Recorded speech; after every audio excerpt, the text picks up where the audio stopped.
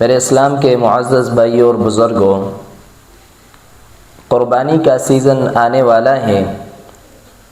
اللہ سبحانہ و تعالی کی طرف سے یہ حکم ہمیں ہے اور اللہ کے رسول علیہ الصلاۃ والسلام نے بھی اپنے امت کو سمجھایا ہے کہ جب آپ قربانی کے لیے جانور خریدتے ہیں تو اس بات کا لحاظ رکھیں کہ جانور چند عیوب سے پاک ہو، اس کے اندر کوئی نقص، کوئی عیب نہ ہو۔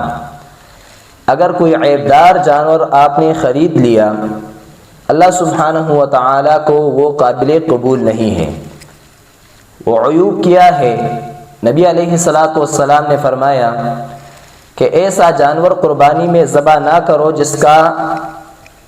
جس کی جو آنکھ ہے وہ کانا ہے اور وہ بالکل ظاہر ہے۔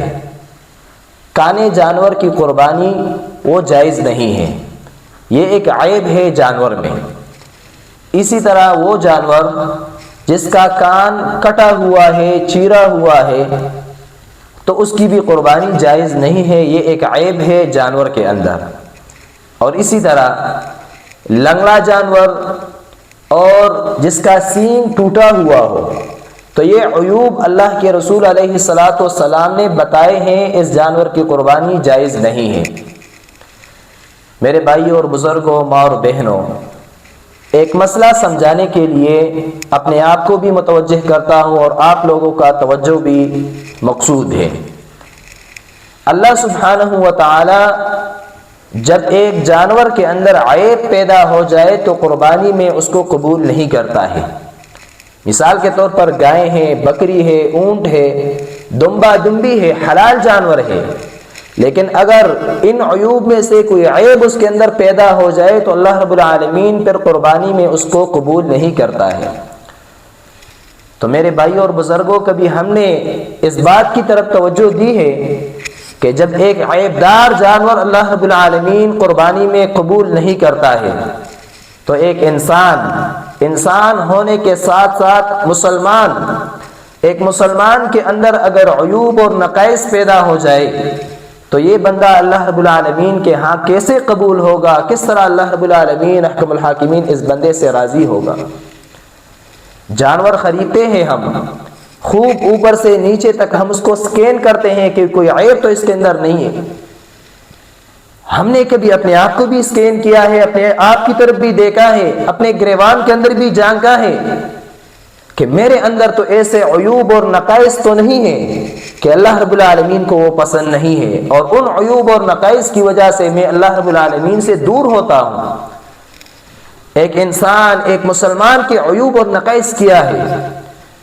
ایک انسان کے اندر نقص یہ بات نہیں ہے کہ مثال کے طور پر اللہ رب العالمین کی طرف سے اس کی بینائی ختم ہو گئی ہے، وہ کانا ہے مثال کے طور پر، یا اسی طرح اس کی سماعت نہیں ہے، کان کی جو طاقت ہے اللہ رب العالمین نے وہ اس سے چھین لی ہے، یہ عیب نہیں ہے۔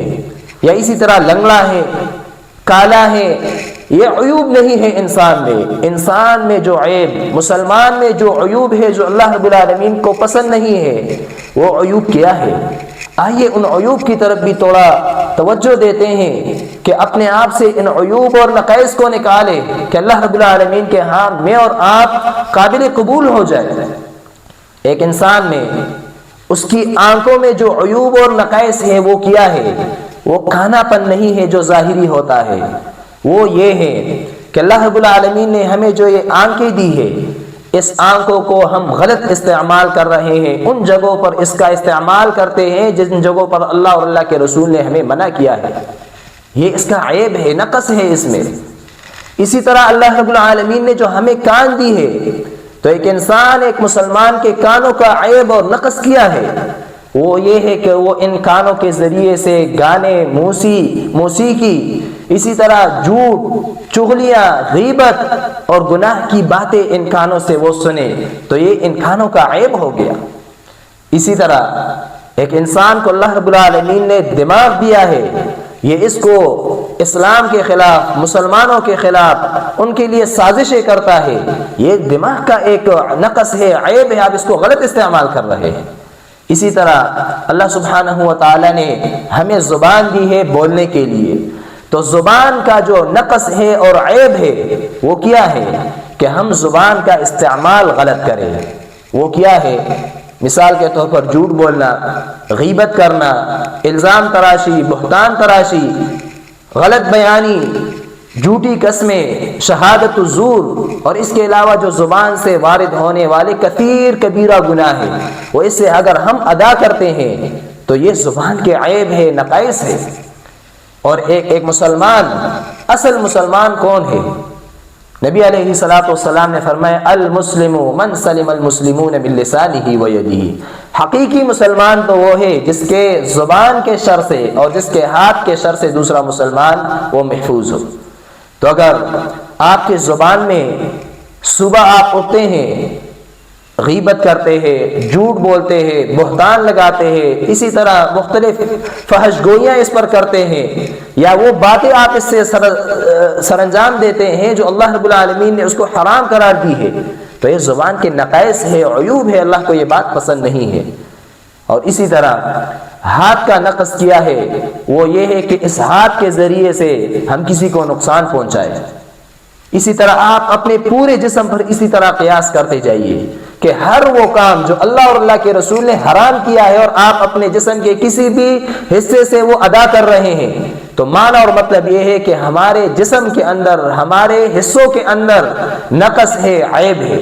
اس طرح شروع میں نے کہا کہ جب ایک جانور کے اندر نقص اور عیب پیدا ہو جاتا ہے، اللہ رب العالمین اس کو قبول نہیں کرتا ہے قربانی میں. جب ایک مسلمان کے اندر، اس کے جسم میں، اس کے اعضاء میں نقائص ہو، عیوب ہو، اور اس کے نقائص اور عیوب کیا ہے؟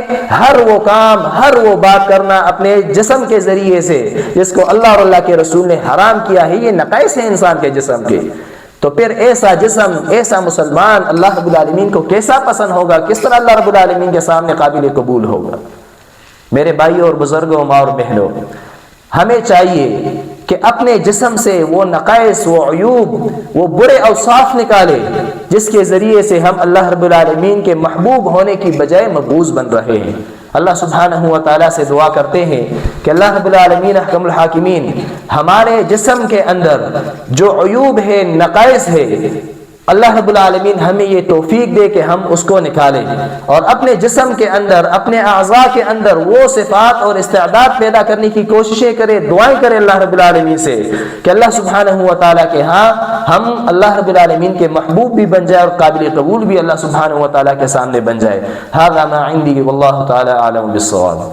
دعوت اہل حدیث ٹی وی کی ځانګړي او مستند معلوماتو باندې مبني بشمیره تعلیمي او دینی ویډیوز لپاره زموږ پاڼه سبسکرایب کړئ او زموږ د نوي ویډیوز نه د اپډیټ لپاره په بیل آیکن کلیک کړئ.